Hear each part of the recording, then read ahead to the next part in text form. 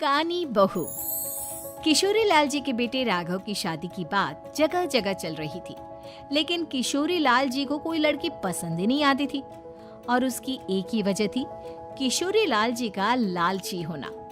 उनको लड़की वालों से मोटा दहेज चाहिए था और इसी चक्कर में एक दिन वो एक बहुत पैसे वाले के घर अपने बेटे का रिश्ता लेकर पहुंचे। उस आदमी का नाम था ओम प्रकाश। देखिए किशोरी लाल जी, मेरी एक ही बेटी है और मेरी सारी संपत्ति जायदाद सब कुछ मेरी बेटी नैना का ही है। पापा, नाम से लगता है बहुत खूबसूरत होगी।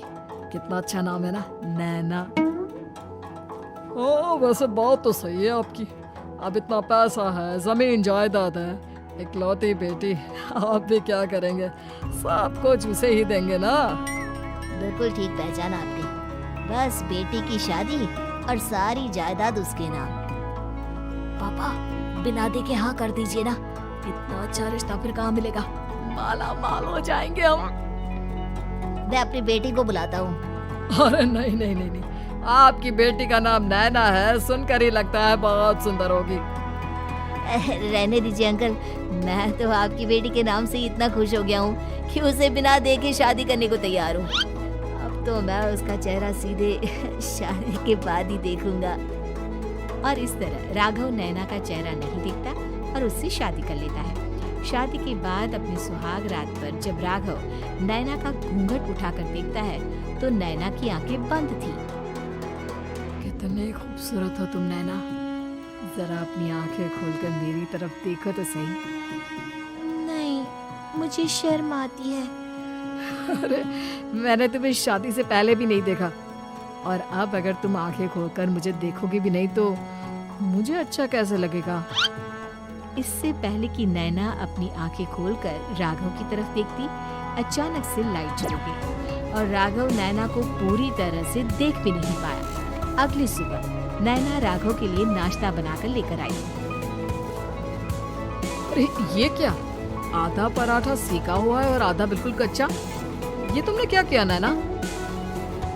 बहू, तुमने क्या आधा पराठा तवे से नीचे लटका कर रखा था, जो आधा सेका है और आधा कच्चा? मुझे जितना दिखेगा उतना ही तो सीखूंगी ना पापा जी।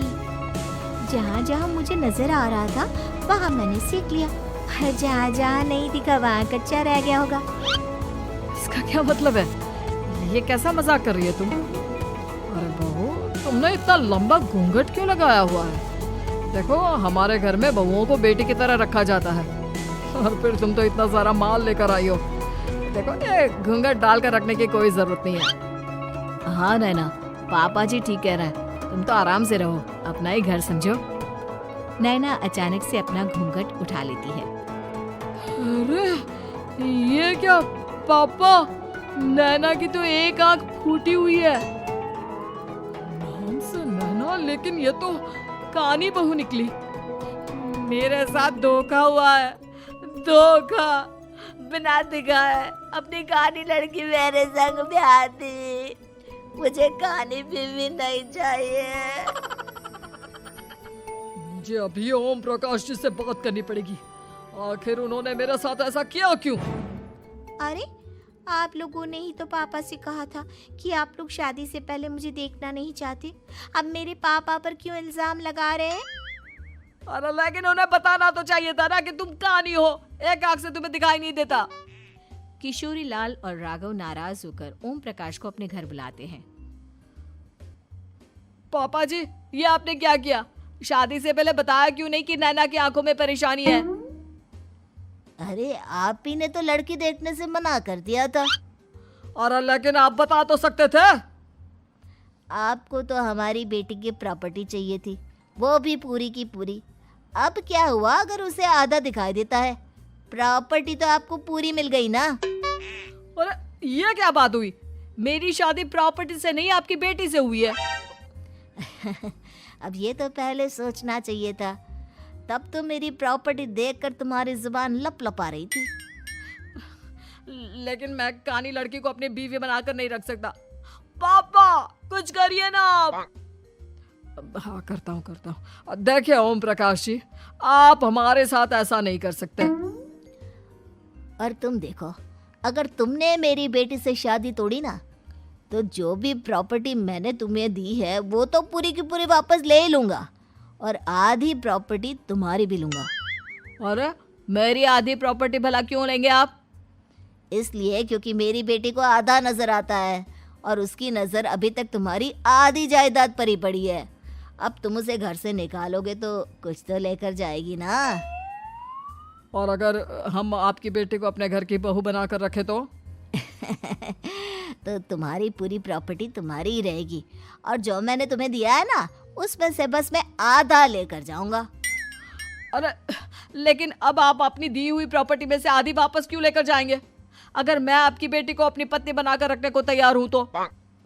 इसलिए ताकि भविष्य में अगर तुम मेरी बेटी को धोखा दो तो उसके पास कुछ तो रहे जो पति का हो। वैसे मेरे पास तो बहुत कुछ है, लेकिन अपने पति की कोई निशानी तो उसके पास होनी चाहिए ना। अब अगर तुमने मेरी बेटी को कहानी कहा तो तुम्हें प्रॉपर्टी भी कहानी ही मिलेगी, पूरी नहीं। जमाए राजा। किशोरी लाल और राघव समझ चुके थे कि वो बुरी तरह फंस चुके हैं और अब उनके पास वहां से निकलने का कोई चारा नहीं है। अब समझ में आया ना, लालच बुरी बला होती है। एक तो तुम्हें प्रॉपर्टी मिली, ऊपर से बीवी मिली, उसमें तुम्हें नखरे भी दिखाने हैं। आए बड़े, चुपचाप बैठो दोनों।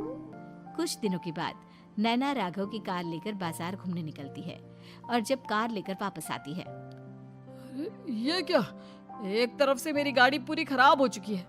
लगता है तुमने मेरी गाड़ी को किसी दूसरी गाड़ी के साथ एक्सीडेंट किया है। अरे अरे कितना बड़ा नुकसान कर दिया तुमने बहू। वो क्या है ना पापा जी, मुझे एक आंख से दिखाई नहीं दे रहा था, सामने से गाड़ी आ रही थी। मुझे तो सिर्फ आधा ही दिखाई दिया और वो गाड़ी मेरी कार से रगड़ते हुए निकल गई।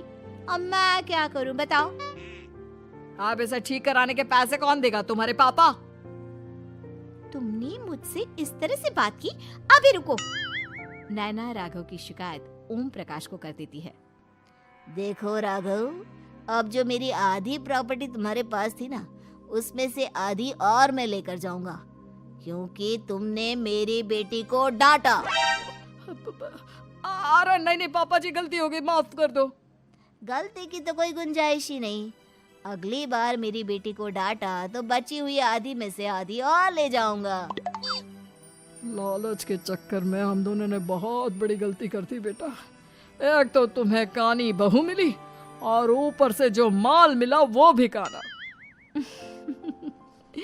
इस तरह राघव की हर एक गलती पर ओम प्रकाश उसकी प्रॉपर्टी का आधा आधा हिस्सा लेकर अपना सारा माल वापस ले गया और राघव को कानी बीवी से काम चलाना पड़ा।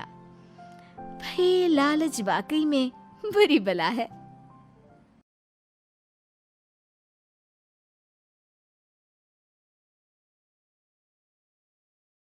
Like and subscribe.